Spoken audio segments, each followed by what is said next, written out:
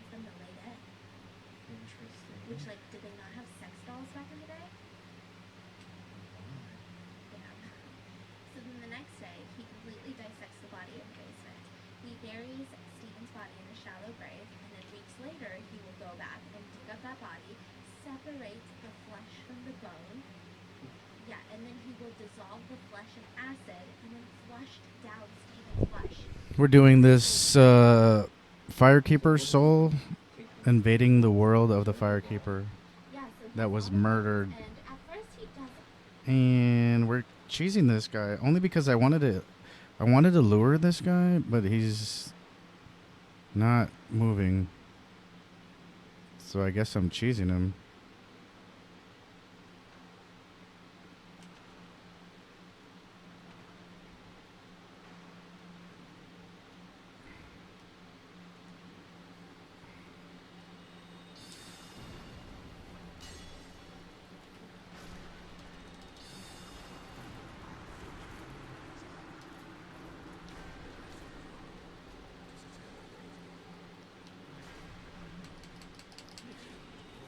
Fucked.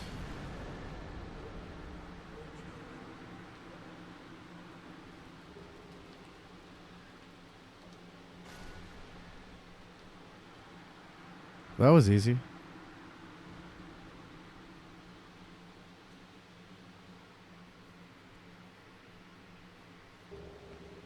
Firekeeper soul, ring of favor and protection, humanity.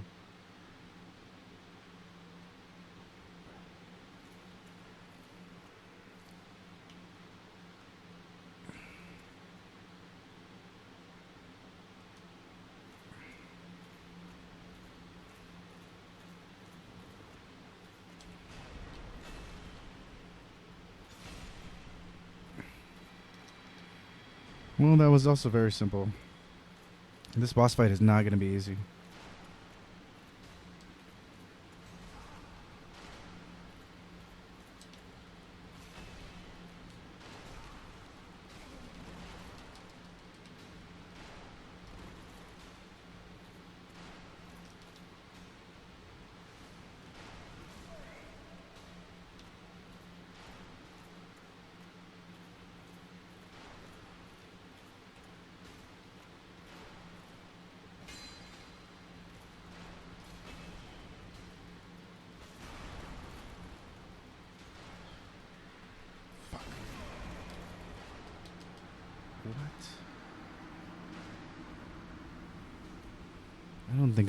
I don't think I saved my way here.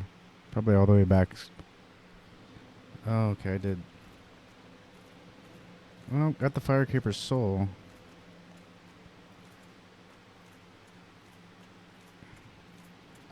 Now the only thing left to do is kill Smog and...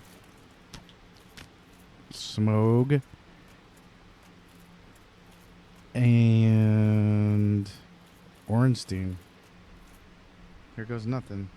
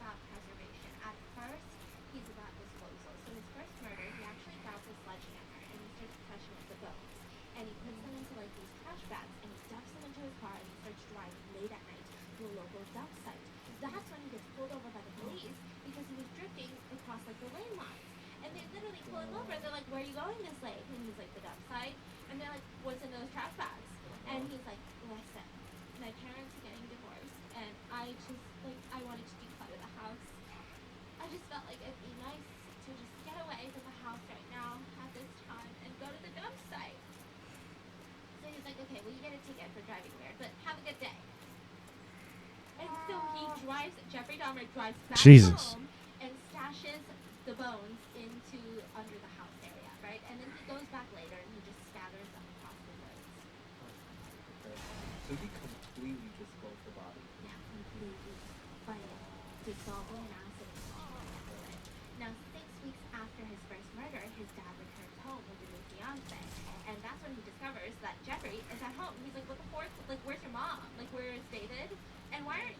Like, you've just been here for the past 6 weeks? Like, why did nobody tell me this? Like, what have you been doing for the 6 past weeks?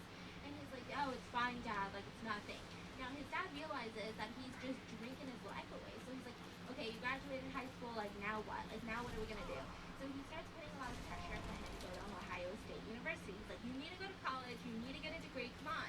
So he's like, you need to major in business. You're going to be good at business, Jeffrey. I believe in you. So he goes to Ohio State University. And the entire time, he just drinks his way through the 3 months that he was there. He would even sell his blood to these plasma centers so that he could be able to pay for the alcohol that he was consuming on a daily basis. And business my booty did. His best grade in Ohio State University was a B- in riflery, which is the practice of shooting rifles, which I didn't know that that's a good class you can take. But I also didn't know is that something you need for business? So that was his best grade, and his GPA was a .45 out of a 4.0, a .45. So he Chunky was boy. failing, and his dad had to even pay for the next semester, but he dropped out within 3 months. So he goes back home to live with his dad and his soon-to-be stepmom, and he's like, hey guys, I'm back, and he just starts drinking again, and his dad is like, Jesus Christ, like, you can't do this. You need to do something with your life. So he's like, you know what you should do? You should do what all the other boys do. Go join the army. Woohoo! So he's like, whatever. I mean, I don't really care. Like, he had a very passive approach. It didn't seem like he had any crazy ambitions in life. Like, he wasn't like, no, Dad, I'm not going to do that because I want to do this, right? He was just like, okay, whatever. So he joins the army, and he gets trained as a medical specialist. And that's when he learns heavily about human anatomy. Heavily. And he was based in San Antonio, Texas. And he was really Fuck it. We're gonna go for it. We're gonna try it. seems like he was the happiest he'd been in so long.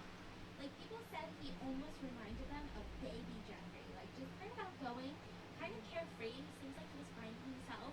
And then, boom, they said, sorry, you gotta leave Texas because we're gonna be stationing you in West Germany. You're going overseas, boo-boo. And, yeah, that's when everything fell apart. So Boogies. he was considered All right, here we go. average, maybe slightly above average soldier in Texas, which is pretty good, you know? But in West Germany, just a lot of shit went down. So at the time, they didn't know this, but he had raped 2 people in the army. He had raped 2 fellow soldiers. Oh, I got fucking fucked up. Ganked. So one of them said, listen, I was raped by Jeffrey Dahmer. I wasn't ready for that. I was not ready for that. Like, he would constantly, like, threaten me, you know, rape me, and it have been for a really long time. And then the second person said that we were in a tank, and Gah. you drugged me, and you raped me. In a tank. Yeah. And so it seems like maybe his superiors didn't know, but I also don't know because I've heard a lot of crazy stuff about armies having like their own little ecosystem of like judge, jury, and everything, right? And they are really good at suppressing shit, so I don't know if that has anything to do with it. But apparently his superiors never knew, and they said it was his alcohol issue. And so they gave him an honorable discharge. So they said, you're just not a match, but it was not a dishonorable discharge. It was an honorable. They said, we're just not meant for each other. It's not you, it's me. Wait, when was this? After he went to Germany? Yeah, in Germany is when, you know, his alcoholism started getting really bad. So in Texas, he was doing great. But when he was stationed in West Germany, it just all fell apart. The allegations of the rape, you know, was all when he was in Germany. We don't know if it came out during the time, but that was in Germany. So he was honorably discharged, and he felt like he just couldn't face his dad. So he was like, I'm not going back to freaking Ohio. Send me to Miami, Florida. Because when you get honorably discharged, they get you like a ticket anywhere in the U.S. So he's like, fucking Miami, dude. Which, okay, I do want to mention, if you guys have a weak stomach, please keep in mind. Well, that was not good. I'm gonna try in a second attempt here. Cannibalism later on. And I was reading this. Let's see. I'm gonna go save.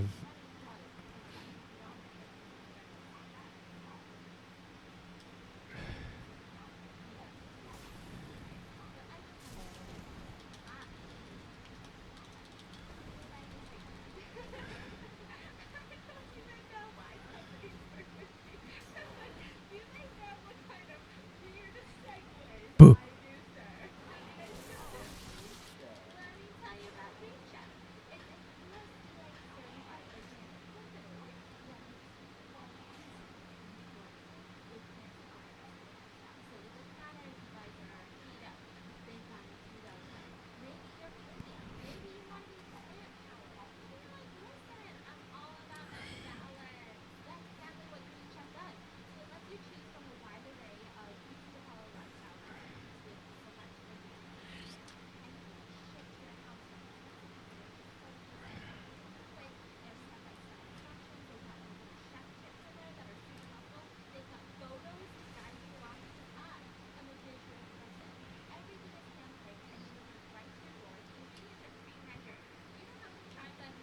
Whoops. And I'm like, I'm looking for. It's perfectly filtered and it's absolutely correct.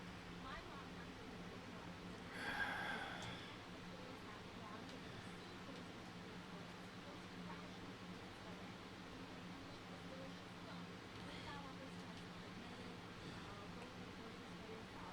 It's also so easy and it's really nice when you have a new guest in your house because you can just ask them anything.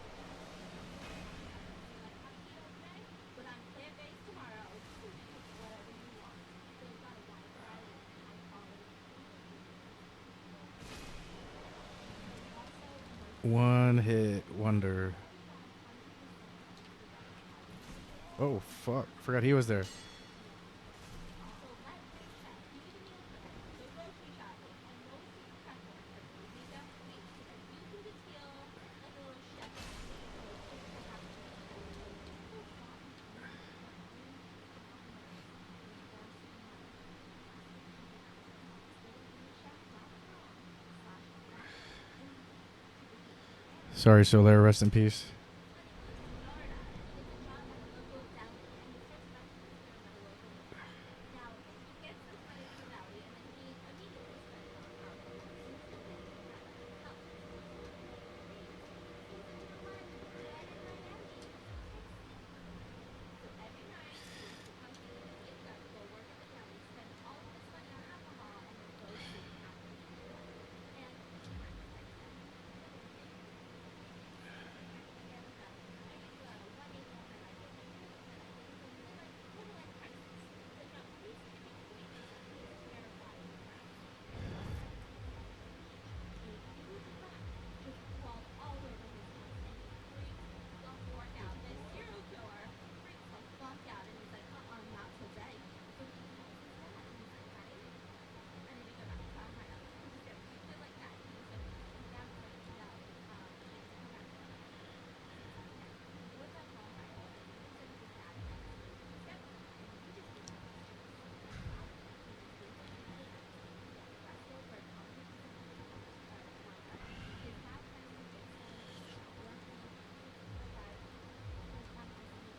But one day something happens and Carim finds out. There's something about his grandma Jeffrey Bissett. He showed her so much affection and so much respect for her. Something that still wasn't around here. He can't handle this anymore. So at first, when he's living in his office in Milwaukee, Wisconsin, Carim actually is very easy. The chores, he goes to church. He even gets a job as a phlebotomist, which is the person that like injects in the genitals like a HL. They're like a phlebotomist. So he's like poking people and shit. So he's like, this is great. So he starts making money, and then he gets arrested again for indecent exposure because he decides to go to a just lollygagging at a park, and he sees a 4-year-old girl and children, and for some reason he felt so compelled to just get butt naked. He was like, ooh, my wee wee. Yes, so he's convicted for indecent exposure, which actually, did you know it's a problem in South Korea? From what I know, they're called pabariman, which is just dudes in trench coats, but they're completely butt naked underneath, and they'll go to a woman and they'll just boom, show you everything. What did they get out of this? They like the fear and shock. They want to hear the girl scream. That is so So at first it's funny, but then later you're like, wow, that's kind of psychotic. Yeah. Yeah.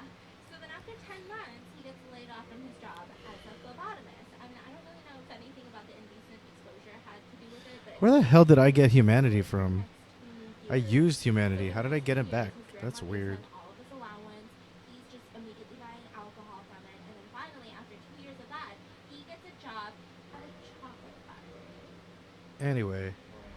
I don't know. It's just ruining my vision of chocolate factory. It's like Willy Wonka is so cute, and then it's like Jeffrey Dahmer. So he would work the overnight shift at the chocolate factory, 11 p.m. to 7 a.m. as a chocolate mixer, and he goes to a library on one of his off days, and that's when a man passes him a note, and the note is just like, "Hey, do you want me to give you head?" Like it was just the man. What? Yeah, it was just the man asking Jeffrey if he wanted to receive fellatio from the man.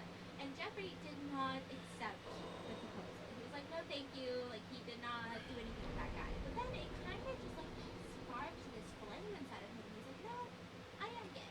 And I should go experience that. So he starts going to gay bars. He starts going to gay bathhouses. So the way that a bathhouse works, which I didn't really know, but I kind of equate to it as like a steam room, like a sauna,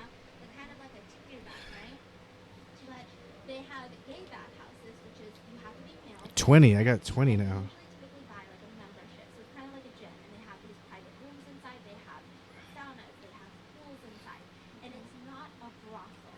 So you're not going there to pay people for sex. And they also, the workers are not sex workers. It's just a place where you can. Social. Yeah, so it's kind of like Take a that. hotel, but kind of, right? Like it's a social place, right? And so This is people good for. go This to is really good for grinding. I'm gonna grind. I'll be back.